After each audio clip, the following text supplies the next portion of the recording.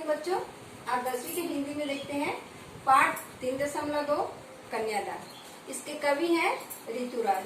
थोड़ा सा जीवन परिचय देख लेते हैं। ऋतुराज का जन्म सन 1940 में भरतपुर में हुआ। राजस्थान विश्वविद्यालय जयपुर से उन्होंने अंग्रेजी में एमए किया। उनकी अब तक की 8 कविता संग्रह प्रकाशित हो चुके हैं, जिनमें से एक मरण धर्मा और अन्य पुल पर पानी, सूरत नीरद और लीला मुखारविंद प्रमुख है। उन्हें सोमदत्त परिमल सम्मान, मीरा पुरस्कार, पहल सम्मान तथा बिहारी पुरस्कार मिल चुके हैं। मुख्य धाराओं से अलग समाज के हाशिए के लोगों की चिंताओं को ऋतुराज ने अपने लेखन का मुख्य विषय बनाया है। उनकी कविताओं में दैनिक जीवन के अनुभवों का यथार्थ है और वे अपने आसपास रोजमर्रा में घटित होने वाली सामाजिक शोषण और विडंबनाओं पर निगाह डालते हैं। यही कारण है कि उनकी भाषा अपने परिवेश और लोक जीवन से जुड़ी हुई है। ये ऋतुराज जो कवि हैं, जो अपने परिवेश में जो सामाजिक जो बुराई है या अच्छाई है, जो भी उनको लगता है, वो आपस में जो उनकी धारणाएं हैं, वो आपस अपने आसपास के जो परिवेश है उनको देखते हुए जो रचनाएं करते हैं। ऐसा लगता है जो अपने अंतर मन की जो दुखद सुखद जो भी घटनाएं हैं वो विवरण कर रहे हैं। इसीलिए उनको 4 सम्मान मिला है। तो देखते हैं ऋतुराज द्वारा लिखित यह जो कन्यादान है, कन्या जो दान किया जाता है, कन्यादान की वस्तु क्यों कही गई है, आखिर कन्यादान होता क्या है, दान कन्या का दान करना सही है या गलत है, माता पिता के लिए उस समय की जो स्थिति होती है कैसी होती है, इसके बारे में वर्णन किया गया है। तो इसमें कहा गया है कितना प्रामाणिक था उसका दुख, लड़की को दान में देते वक्त जैसे वही उसकी अंतिम पूंजी हो। कितना प्रामाणिक था उसका जो दुख था, कितना प्रामाणिक होता है जो लड़की को दान देते वक्त उनकी जो स्थिति होती है, वह ऐसा लगता है जैसे वो अपनी अंतिम पूंजी किसी को दे रहे हैं।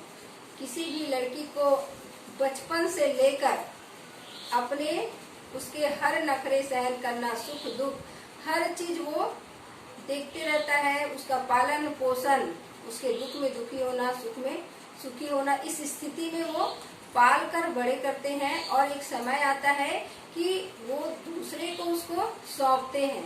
तो अपने कलेजे के टुकड़े को दूसरे को सौंपना, एक माँ बाप की स्थिति का वर्णन किया गया है कि किस स्थिति में वो अनजान व्यक्ति को सौंपता है। क्योंकि ये रीति है, ऐसा करना पड़ता है तो उनको देना ही है। परंतु ऐसा दुख जो एक माँ बाप के लिए असहनीय होता है, ऐसे दुख का वर्णन किया गया है कि कितना ये प्रामाणिक होता है उसका दुख।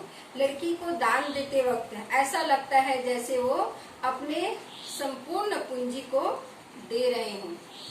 अपने संपूर्ण पूंजी मतलब वो जिस बच्ची को बचपन से पाल पोस कर बड़े किए रहते हैं, उसके भी कोई शर्मा रहते हैं, जितने भी हैं, तो उनको दूसरों को सौंपना ऐसा लगता है जैसे अपना सर्वस्व पूंजी उसको सौंप दिए हैं। लड़की अभी सयानी नहीं थी, कह रहे हैं कि लड़की अभी सयानी नहीं थी, अभी इतनी भोली सरल थी कि उसे सुख का आभास तो होता था लेकिन दुख बांचना नहीं आता था। पाटिका थी वह धुंधले प्रकाश की, कुछ टूकों और कुछ लयबद्ध पंक्तियों की। लड़की अभी सयानी नहीं हुई थी, वो अभी इतनी भोली सरल थी। लड़की जो है इतनी सयानी नहीं हुई थी, वो इतनी भोली थी, सरल थी कि उसे सुख का आभास तो होता था परंतु दुख बांचना नहीं आता था। इतनी अभी बड़ी हो गई है परंतु सयानी समझ, दुख और सुख का समझ उसमें नहीं है।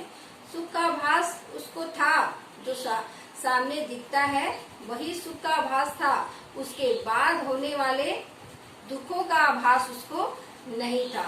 उनको दुख बांटना मतलब आगे की स्थिति कैसी हो सकती है, दुख भरी भी हो सकती है कि जहाँ पर वो जा रही है वहाँ की स्थिति कैसी होगी, अपने घर से दूसरे के घर जाना, अपने परिवेश से दूसरे परिवेश में जाना, वहाँ का वातावरण यहाँ के वातावरण में अंतर रहना, तो उनको अभी जो सामने में दिखाई दे रहा है वही खुशी का आभास था, और उसके बाद क्या होने वाला है या क्या हो सकता है ये दुख उसे नहीं मालूम। वो इतनी सयानी नहीं हुई है कि ये सब चीज वो जान सके, समझ सके, मनन कर सके।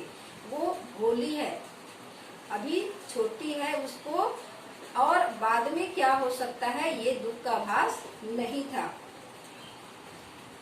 पाठिका थी वह धुंधले प्रकाश की, कुछ तुकों और कुछ लयबद्ध पंक्तियों की। वह ऐसी पाठिका थी, ऐसी पढ़ने वाली थी जिसको, जो लेखक के लय तुक बस इसी को समझ पाती थी, उनके अंदर की गहराई को नहीं समझ पाती थी। ऐसी पाठिका जो कवि कविता कहते हैं उसके तुकों लयबद्ध को ही जानती थी, उसके अंदर के अर्थ, उसके गहन, उसके अंदर की गहराई उसको मालूम नहीं है। बस पढ़ने से उनको इतना समझ आता है कि यहाँ पर लय देना है, यहाँ पर तुक है, यहाँ पर रुकना है, बस इतना ही ज्ञान है। इसके अंदर का अर्थ उसको बिल्कुल पता नहीं है। जिस प्रकार कविता कहने वाले कवि ने कहाँ पर तुक दिया है, कहाँ पर अल्पविराम पूर्ण विराम, कहाँ पर लय देना है, ये सारी चीजों का उसमें ध्यान दिया है। तो वो ऐसी पाठिका है, ऐसी पढ़ने वाली है जिसको लय बस का पता है, परंतु उस कविता की अंदर की गहराई, उसका अर्थ, उसकी समस्या वो नहीं जानती थी। आगे का अगले वीडियो में बताएंगे।